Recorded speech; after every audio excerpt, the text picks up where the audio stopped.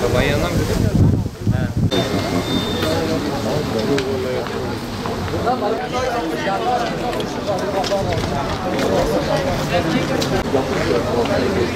Yani Seda'yı bir yani Türkçe'ye gelse Ben de uyanmadım.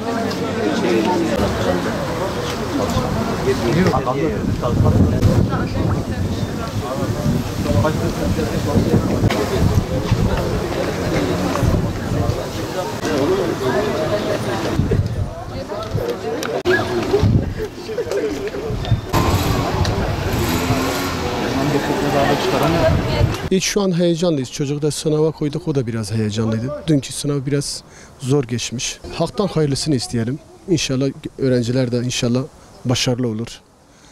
Çünkü bu kadar emek verdiler buraya. Bir senedir bir senedir emek verir. Kimi 2 senedir, 3 senedir dershaneye gidiyorlar. Kimi tıpı istiyor, kimi hemşireliği istiyor, kimi şey istiyorlar, mühendisliği istiyorlar. İnşallah Allah onların gününe göre versin inşallah. Diyeceğim budur inşallah. Başarılı. Vallahi heyecanlıyız. Onlar kadar bizim de heyecanımız var. Vallahi dershaneye gidiyordu tabii. Bu dönemde dershane olmadan biraz zor olur yani. Vallahi heyecanımız var yani. Bu heyecanı yaşıyoruz. İnşallah iyi olur. Diğer çocuklara da başarılar diliyoruz. Hayırlısı olur inşallah. Çocuğum zaten normalde okuyor. Bu ikinci öyle deneme olarak sınava giriyor.